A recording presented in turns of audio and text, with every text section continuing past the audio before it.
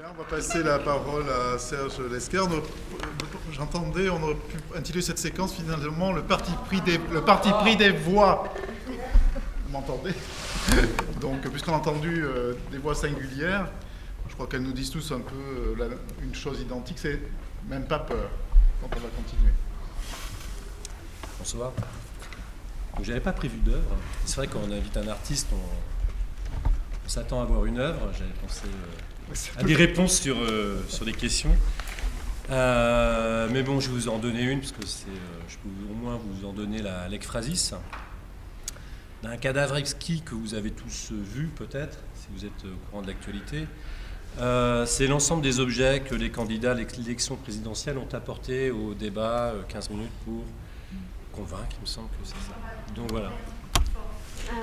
Voilà. Je n'ai pas envoyé de travail avec moi, mais je peux vous faire part d'une ekphrasis d'une de mes œuvres, qui est un cadavre exquis. Ce cadavre exquis est composé des séries d'objets apportés par tous les candidats à l'élection présidentielle de l'émission 15 minutes pour convaincre. Voilà, il suffira de revoir cette émission-là et vous aurez l'œuvre à votre disposition. C'est peut-être une forme de portrait en rébus de la situation actuelle. Alors, cette situation-là, elle est, pour ma part, elle est assez sinistre, malgré la présence collective ce soir. Et donc, quelle question se poser face à cette situation sinistre? Est-ce que la question, c'est qu'est-ce que je dois faire ou qu'est-ce que je peux faire? Et qu'est-ce que je peux faire? C'est plutôt cette question-là. Je peux faire barrage. Je peux empêcher Marine Le Pen, ou plutôt Le Pen, d'arriver au pouvoir. Donc voilà, c'est ma position, je la donne d'emblée sans vouloir tirer le fil jusqu'au bout. Et pourquoi cette position-là? Parce que dire je peux faire barrage à Marine Le Pen, c'est une manière de ne pas dire je vais voter Monsieur Macron. C'est difficile pour quelqu'un de dire je vais voter Macron pour quelqu'un qui a manifesté contre la loi El Khomri, par exemple. Et donc le problème, c'est qu'il y a un chiasme entre le dire et le faire, et que malheureusement, de le dire, ça ne suffit pas. Et voilà. Donc je mettrai ce bulletin de vote dans l'urne. Alors pourquoi voter pour Macron? Un discours de classe, politique de classe, face à un discours de haine pour une politique de haine, qui est aussi qui est aussi un discours de classe. On pourrait dire Le Pen capital. C'est la même chose. Et on a l'impression pourquoi c'est sinistre pour moi la situation? C'est parce que un certain nombre de personnes, à l'idéologie pourtant très posée, très cadrée, très solide, n'arrivent pas à prendre position dans le réel. Et sont déstabilisées. Toute leur construction ne leur permet pas, pourtant ils ont attendu le grand jour. Et là, que faire? Qu'est-ce que je dois faire ou qu'est-ce que je peux faire? Suis-je dans une obligation ou dans une possibilité? Et donc je me suis dit, parce que c'est vrai que je suis aussi artiste, je suis aussi salarié, dans différents domaines que j'ai traversés. Et c'est vrai que mon travail traverse la question du langage et de l'image. Et un des lieux de mon travail était à un moment donné de me poser la question, quand est-ce que le mot devient image? Quand est-ce que le texte devient image, quand le langage devient image? Et je pense qu'un des, en dehors de ce choix de vote nécessaire pour moi, je pense qu'il y a vraiment quelque chose en termes de langage aujourd'hui qui est en train de se passer. Alors j'ai expliqué un peu le vote, après je vais venir un peu sur la question du langage et après sur des positions aussi sur les positions artistiques de Marine Le Pen. Ah oui, j'ai tendance à... c'est parce que je viens d'une région, en fait on finit pas la phrase parce que... Alors, donc... si... pourquoi voter pour quelqu'un contre lequel j'ai manifesté plutôt, c'est parce que je fais une différence entre, d'une part, un discours de classe, contre lequel je pourrais manifester après, et d'autre part, un discours de haine, qui va m'empêcher de manifester et de militer d'une certaine manière librement et librement avec certaines restrictions, parce qu'on peut penser quand même aux lois sur l'état d'urgence, qui a amené quand même des militants écologistes à être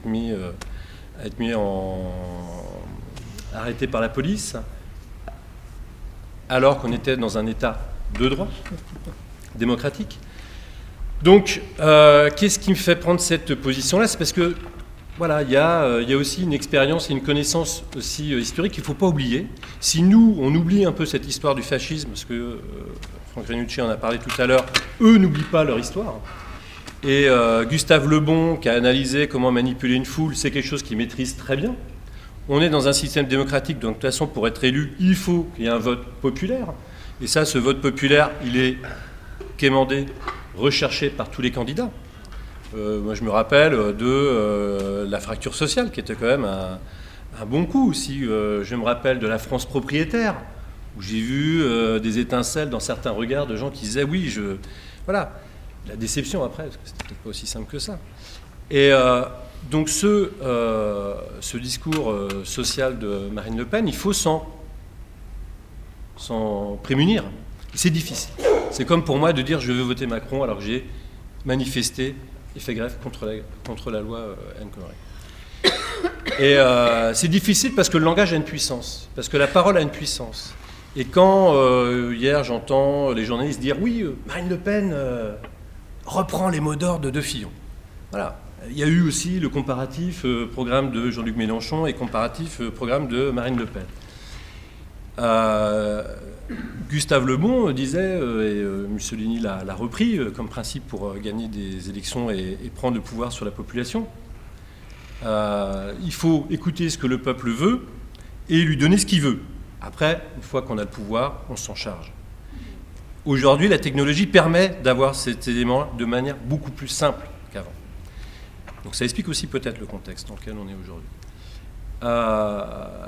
Comment, pendant 2 semaines où on va entendre Le Pen dire « je vais abroger la loi El Khomri », la loi sur le travail. Donc la remise en cause de la hiérarchie entre le Code du travail et les accords d'entreprise. C'est quand même très grave, cette loi-là.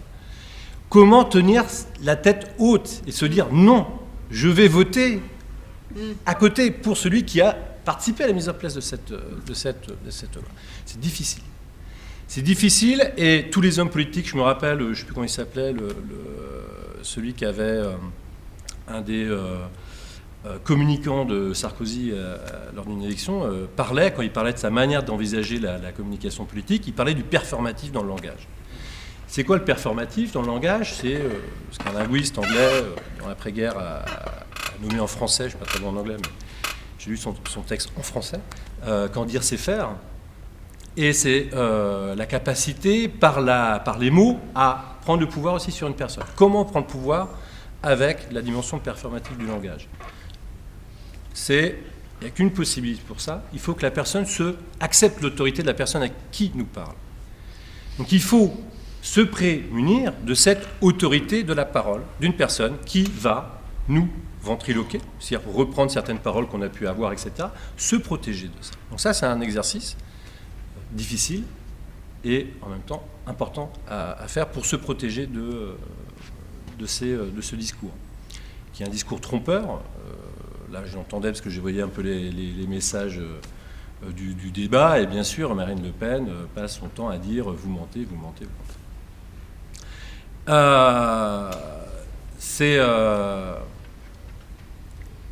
Après, c'est de se dire, ce que j'ai entendu aussi Rancière ce midi sur France Culture, et dire oui, mais les leaks, c'est fini, les leaks, c'était avant, aujourd'hui, c'est complètement différent, etc. Au mois de janvier, à Rennes, c'est, je crois, vers le 27 janvier, c'est fin janvier, il y a, lors d'un match de foot, une quarantaine de personnes habillées en noir et masquées ont fait éruption dans une rue, qui est la rue Saint-Michel, qui est ce qu'on appelle aussi la rue de la Soif à Rennes, et ont tapé sur les gens qui étaient dans la rue à coups de chaises et de tables. Ils sont passés. Ils sont repassés. Les gens ont appelé la police n'est pas intervenue. Donc ça, vous pouvez aller voir sur Ouest France, c'est le journal local, et ils en parlent. Mois de mars, il y a un militant antifasciste à Marseille qui s'est fait poignarder chez lui. Voilà. Donc ça rappelle, moi ça me rappelle l'Italie, où justement, petit à petit, les syndicats existent, mais petit à petit, on élimine les responsables politiques, on élimine les responsables syndicalistes, etc. En Allemagne, c'est pareil. En Allemagne, il y a même une autre histoire, c'est que faut voir les résultats des élections de 28, 32, 33. Hitler est appelé au pouvoir avant l'élection de mars 33. Et entre janvier 33 et mars 33, ce qu'il a fait au niveau des libertés publiques. Donc ça se fait pas, voilà, ça se fait petit à petit. On se laisse aussi prendre à ce jeu de soit de l'attentisme, ou soit de, comme on est face à un accident, du passage en mode fiction. Quand on a un accident, alors ça je sais pas, peut-être qu'en psychiatrie ou en psychanalyse on peut, ça se discute, mais comment on peut passer en mode fiction, c'est-à-dire en mode rêve. Voilà, d'où la nécessité d'un réveil quelquefois comme objet.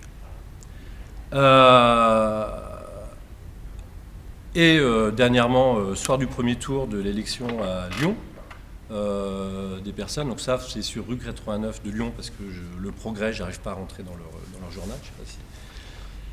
Il y a un groupe de personnes qui ont voulu se réunir sur le lieu où se retrouvait Nuit debout, et normalement, bon, ils sont bougés, ils ont été ailleurs. Il y avait des CRS partout dans la ville parce qu'ils s'attendaient à des problèmes entre les identitaires et les gens de gauche.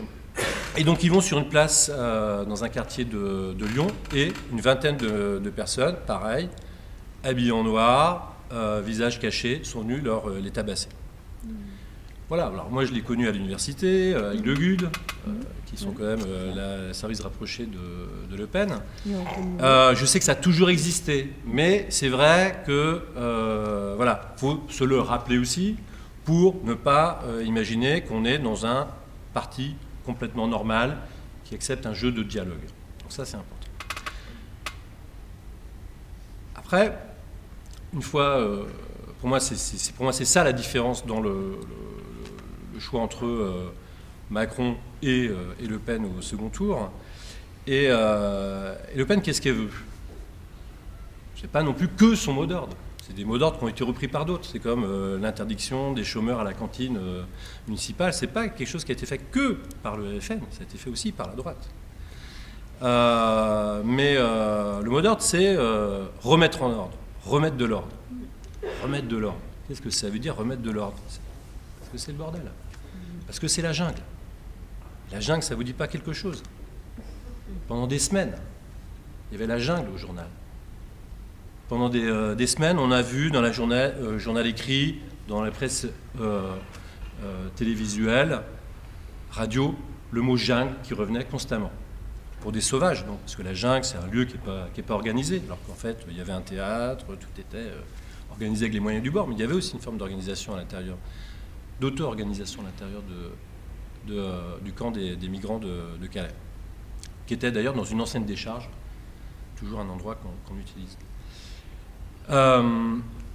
Ce mot jungle, je ne sais pas si vous savez, parce que après on a su un peu d'où il venait, le mot jungle, ça veut dire bois en farci, forêt en farci, et c'est parce qu'il y avait un petit bosquet à l'intérieur de ce lieu-là, et donc on a les Afghans, dont certains parlent farsi, ont utilisé le mot jungle pour juste nommer le lieu où ils allaient, qui était le bosquet. Mais les journalistes, que ce soit en France ou en Angleterre, qui étaient les deux pays liés, le mot jungle veut dire autre chose. Donc on revient sur la question du langage, la question du contexte, et la question de la traduction aussi. D'un coup, on ne traduit pas le mot, mais simplement le mot avec sa sonorité donne autre chose. Et pendant des semaines, on avait en face de nous des journalistes qui nous parlaient des sauvages dans la jungle. Donc il faut remettre de l'ordre. Donc il y a une sacrée responsabilité aussi des mots qu'on utilise et qu'on reproduit et qu'on prolonge. Alors les mots, j'étais voir un peu dans le programme de Marine Le Pen, parce que j'ai regardé les autres forums qu'il y a eu et tout le monde a été voir un peu, parce qu'on est obligé de se renseigner. Je pense que c'est intéressant.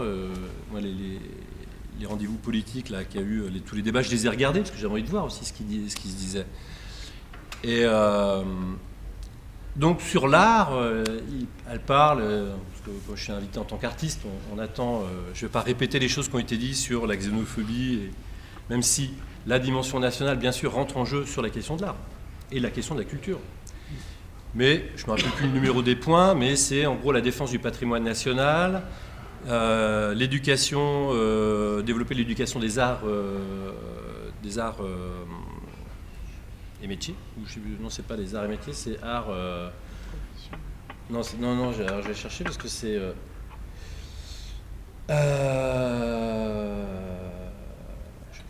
Mais c'est. Non, c'est les métiers d'art. Donc les métiers d'art avec lesquels nous, parce que je suis aussi enseignant en école d'art, on utilise les métiers d'art pour travailler. On utilise aussi autre chose. Toutes les formes sont utilisées dans une école d'art et dans le champ de la création contemporaine. Donc c'est patrimoine national, métier d'art, une véritable éducation musicale. Donc on peut se demander que vient faire le mot véritable, c'est-à-dire qu'avant c'était autre chose. Et des pépinières d'artistes. Ah, on revient sur la jungle. Alors, des pépinières d'artistes, c'est quand même généreux. Faire des pépinières d'artistes, plein de friches partout, des ateliers d'artistes, etc. Attention aux mots. C'est quoi une pépinière? C'est des pots. Vous voulez un champ de pots. Donc, dans un pot, la plante, elle est cadrée, elle est maîtrisée. Donc, c'est l'inverse d'une forme artistique. Et si le rôle de l'artiste, ou du moins la fonction de l'artiste dans la société, a un rapport avec ou contre le programme politique de Le Pen, c'est que l'artiste est aussi un exilé dans sa culture, s'il ne veut pas devenir un académique de sa culture. Parce que la culture est un cadre rigide dans lequel on bouge, on doit bouger, on doit ouvrir. Une culture qui n'est pas ouverte, etc., sur des exils, des exilés, c'est une culture qui est morte.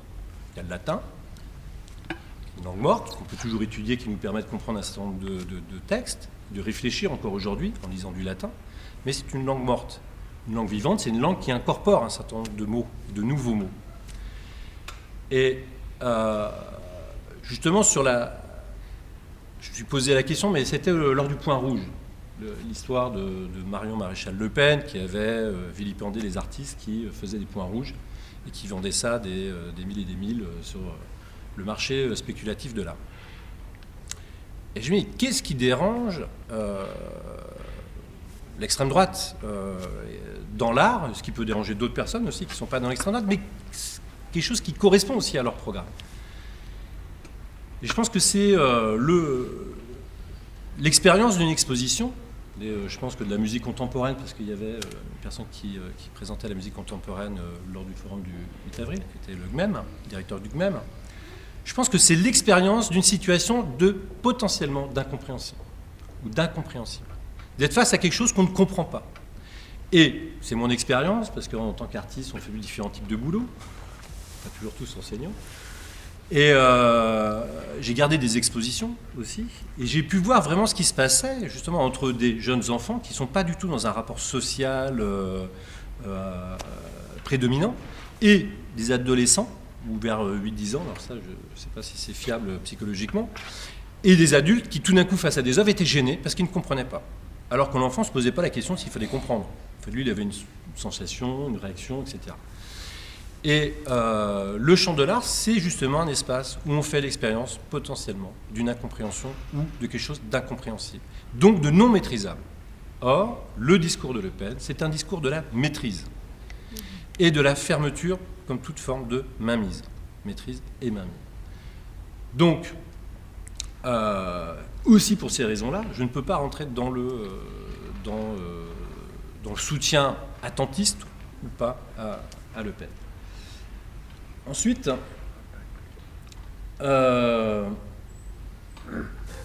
cette expérience de l'incompréhensible, pour moi, c'est non seulement la question de la maîtrise ou de la non-maîtrise de quelque chose qu'on a en face de nous, et c'est aussi accepter d'être face à quelque chose qu'on ne comprend pas. Donc c'est la situation, dans un bus par exemple, d'être à côté de gens qui parlent une langue qu'on ne comprend pas, sans être gêné pour autant.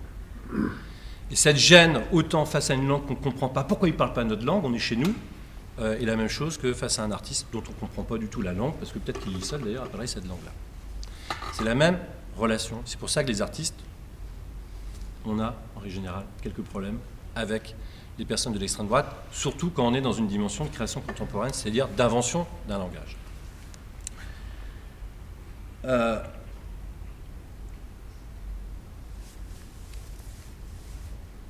Alors, pour finir, parce que je ne sais pas si là on n'a plus trop nos temps, mais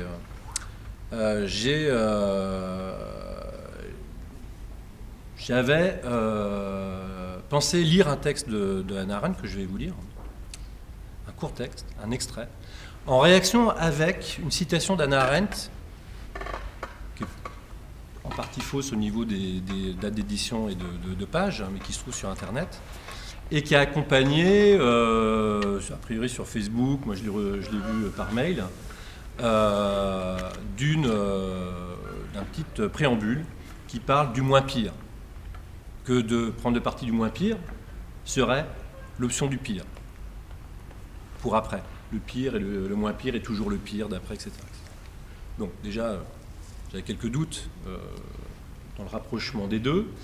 Et la question du langage, je pense qu'il y a notamment du discours de Le Pen, et là on a eu plusieurs exemples dans la soirée, c'est justement la question de la contextualisation de ce discours-là.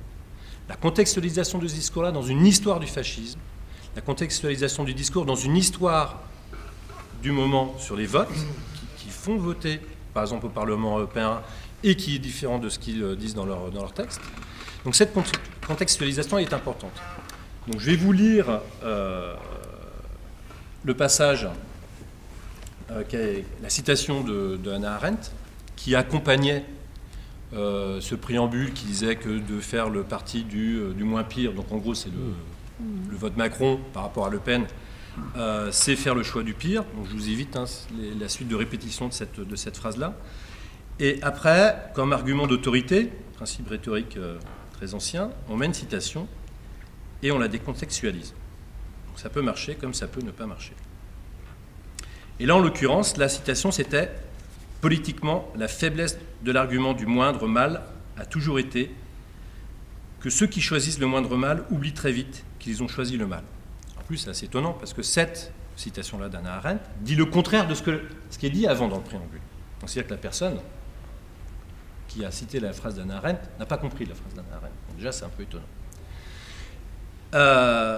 Mais je vous relis la phrase et je vous donne le contexte. En fait, avant, c'est la position de l'Église par rapport aux nazis, qui est décrite dans le texte, et dans Responsabilité et jugement de Hannah Arendt.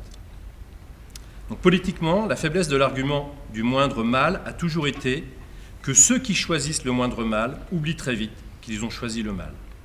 Puisque le mal commis par le Troisième Reich était si monstrueux qu'aucun moindre mal était si monstrueux qu'aucun effort de l'imagination ne pouvait permettre de l'appeler moindre mal. On devait supposer qu'à cette époque, le raisonnement aurait dû s'effondrer une fois pour toutes, ce qui, étonnamment, n'a pas été le cas. De plus, si on considère les techniques de gouvernement totalitaire, il est évident que le raisonnement du moindre mal, loin d'être avancé seulement de l'extérieur par ceux qui n'appartiennent pas à l'élite au pouvoir, est l'un des mécanismes intégrés à la machinerie de la terreur et la criminalité. L'acceptation du moindre mal est consciemment utilisée pour conditionner les fonctionnaires, comme la population en général, à accepter le mal comme tel. Alors après, elle donne un exemple qui sont, pour n'en donner qu'un parmi maints exemples, l'extermination des Juifs a été précédée par une suite très progressive de mesures anti-juives et chacune a été acceptée au motif que refuser de coopérer aurait empiré les choses, jusqu'au stade où rien de pire n'aurait pu arriver. Bon. Ça me parle beaucoup par rapport à un premier travail que j'avais fait quand j'étais étudiant à l'école photo d'Arles, parce que le directeur est là, qui était un film sur Rivesaltes, qui était un camp, j'y allais pour les centres de rétention pour clandestins, c'était en 99, 98, 97 que j'ai travaillé là-bas, et parce que je savais qu'il y avait eu un camp de concentration à Rivesaltes. Il se trouve que le centre de rétention était dans un ancien camp de concentration français, qu'il y avait toute une histoire de l'inhospitalité française qui est passée dans ce lieu. Et on s'aperçoit aussi que les choses se mettent petit à petit. Il ne faut pas croire que de jour au lendemain, on passe de l'un à l'autre. La loi d'internement des camps de concentration français date de 1938. Alors, ça, c'était le contexte de cette citation qui justifiait le moins pire donne le pire. Je vous donne là, c'est une page, ça ne va pas être long.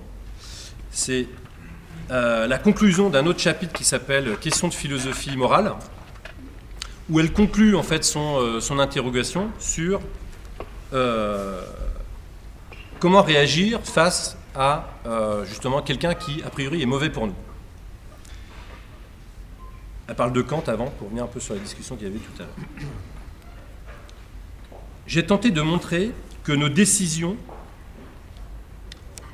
quant au juste et à l'injuste, dépendront de nos compagnies.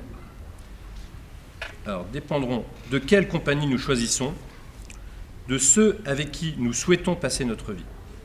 Et j'insiste, cette compagnie, on l'a choisie en pensant à des exemples de personnes mortes ou vivantes, réelles ou fictives, et à des exemples d'incidents passés ou présents. Dans le cas peu probable où quelqu'un viendrait vous dire qu'il préférait vivre en compagnie de Barbe Bleue, et donc de le prendre pour exemple, la seule chose à faire est de s'assurer que jamais il ne s'approchera de nous. Mais la probabilité pour que quelqu'un vienne nous dire qu'il s'en moque, et que n'importe quelle compagnie fera l'affaire, est, je le crains, bien plus forte.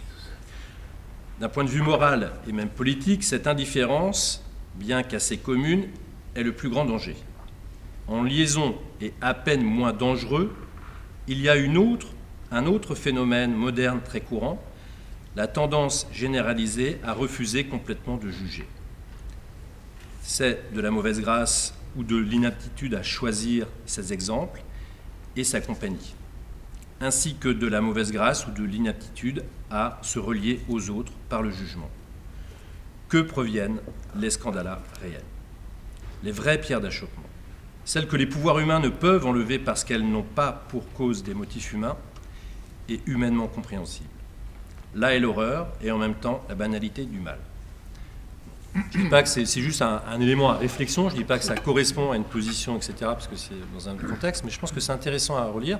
Je suis reparti dessus suite à cette fake citation agrémentée d'un appel qui n'était pas le mien, mais que j'ai voulu vérifier, parce qu'on est habitué à ce genre d'utilisation, mais de retourner la pensée de Hannah Arendt à ce point-là, c'est plus quelque chose qui est de l'ordre pour moi d'une tactique fasciste que autre chose. Donc après, quand on réutilise ces éléments-là qui sont produits par d'autres, il faut faire attention, même si on veut défendre un vote qu'on voudrait vouloir être défendable.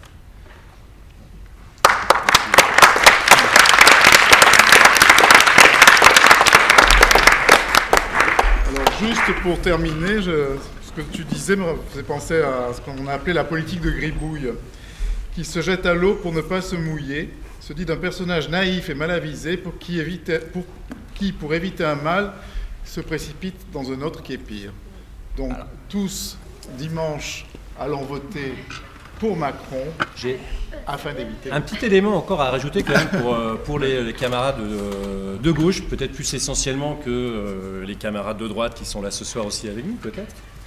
2002. Alors on parle toujours de 2002, rappelez-vous 2002. Alors moi je me rappelle de 2003. En quoi le vote pour Chirac a empêché la mobilisation de 2003 ?